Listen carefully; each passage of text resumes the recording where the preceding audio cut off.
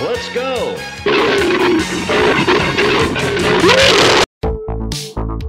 What's up, YouTubers? Welcome back. Today we are taking a look at the Masters of the Universe Revelations Battle Cat. I was fortunate enough to find this at the local Target, and you can see this is a deluxe figure from this line.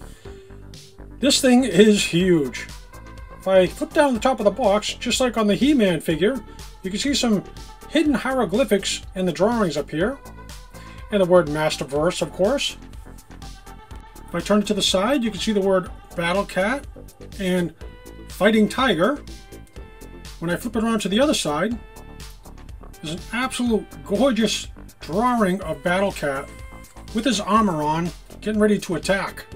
And I will admit I am a fan of the package art on most of my collection, so this one fits in. And if you look at the back of the box, another absolutely amazing drawing of He-Man and Battle Cat with Castle Grayskull on the back.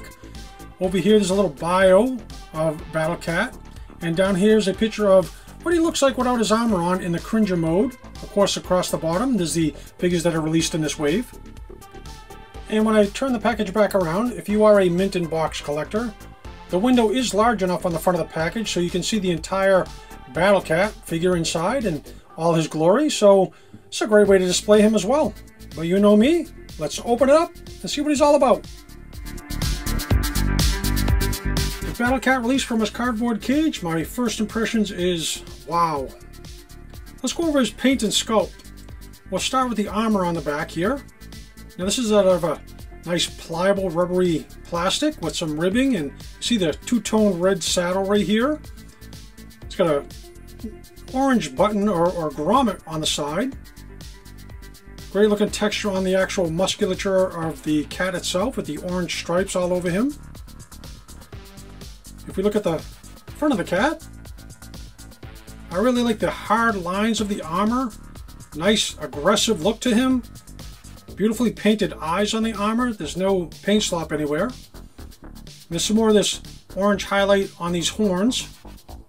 And there's actually another horn right here, now that I'm looking at it. Turning them around to this side, you can see more of the actual sculpted fur all over the cat, down to his paws as well. If I flip them up underneath, you can see that on this particular Battle Cat, there's actually two straps that are holding on the saddle or armor, where, if memory serves me correctly, most Battle Cats only have one strap. Now I think we'll go ahead and remove the armor, and it's actually really simple. Because this is made out of a nice pliable rubbery plastic, it just clips off like this. Move him back so you can get a look at it. And you can see how flexible this is. And if you look inside, you can see actually the molded head sculpt in there, and it clicks on the back of his ears. And all it does is just click on. We'll take a look at the saddle or armor next. And we'll take that off. Let me flip him over. And this is really simple.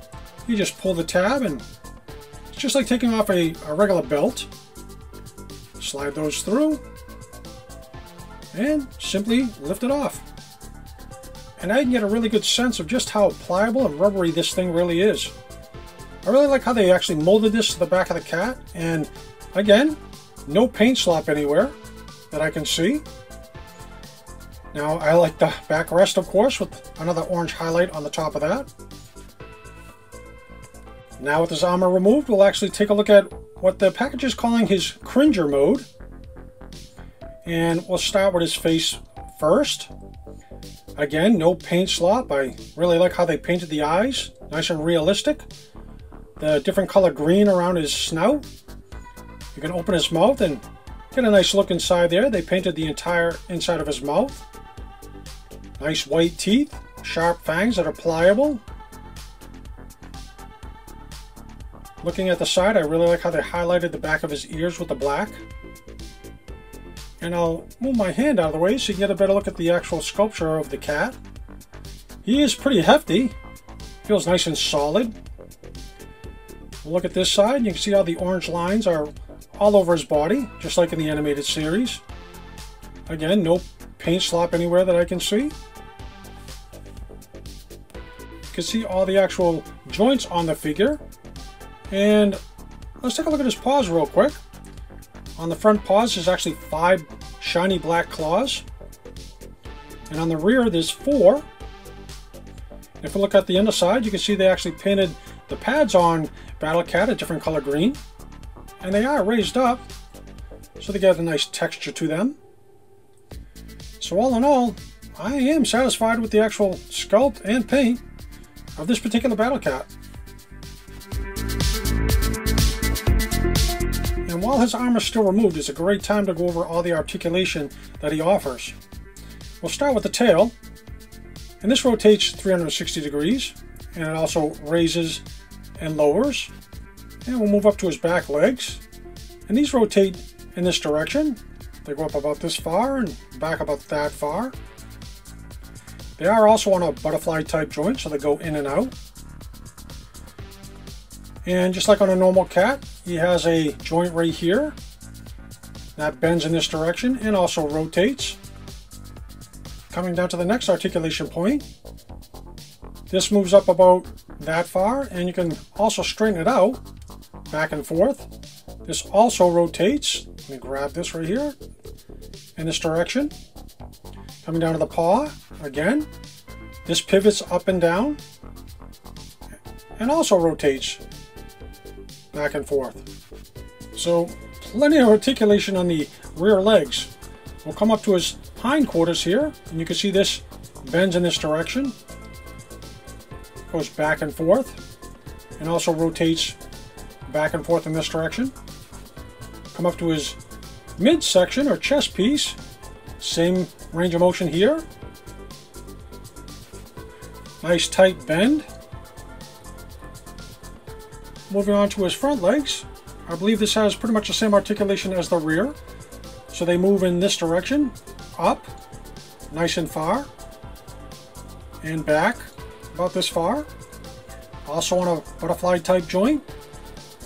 Coming down to the first joint right here on his elbow. It rotates in this direction, and up and down, nice and straight like this. Of course with the paw, same thing with the rear. You can bend it up and down. And this also is on a ball joint, so you can pivot back and forth. Moving on to a strong looking neck. His neck goes up and down. Let me stand him up so we can get a better look at this. So down and up, but no rotation on this. No back and forth. Just straight up and down. Now on his head, if I hold onto his neck, you can see this goes up and down, and this seems to be on some type of ball joint, so really great range of motion with this. So he can look straight down like he's getting a drink. You can also adjust it like this, like he's getting ready to pounce.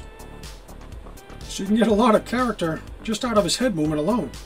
We'll come to his mouth, and as you saw earlier, I had it open and closed.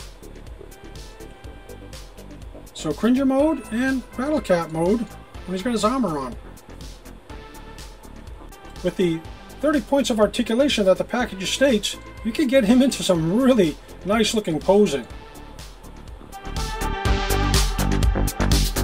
Now, the reason why they made his armor so nice and flexible is so it doesn't hinder his articulation. So let's put it on. We'll click that back on, grab the saddle, and I'll show you real quickly just how easily this goes on. It's just like putting on a regular belt. Slide it through the loop here and push the hole on the pin. Same thing with this one. And you push on the pin just like that. And let's see, he still has some really great range of motion with all his armor on. We'll do a comparison with the most powerful man in the universe, He-Man. And you can see how they look together. And they size up really nicely. What we'll do is we'll actually put He-Man on Battle Cat. So let me get all his weapons off of him. Take his shield off and try to adjust his legs accordingly. Move this one up. And let's see what he looks like. And I'm not sure if this loincloth is going to hinder anything, but I guess we'll find out together. He just clicks on there nicely, and with his hands forward. Yeah, he looks really nice on this. Another thing to note is his joints are nice and tight and rigid, so with He-Man on top, I'm pushing down on him and he's not moving at all. They molded the legs perfectly in this position, so no fear of him holding the weight of He-Man on his back. And unfortunately, I missed out on the classic version of Battle Cat, so I'm absolutely happy to have him in my collection finally. And I really think he stacks up with this new Masterverse line perfectly. By the power of Greyskull!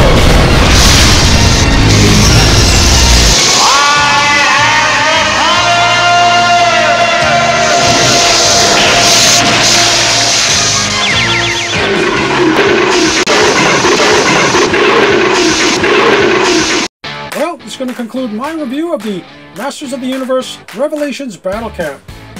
If you don't already have him, and if you can find him, he's definitely worth the money. And as always, I'd like to thank you for watching, everyone. And if you like what you see, join the community and hit that subscribe button. And don't forget to help a fellow collector out and share your knowledge.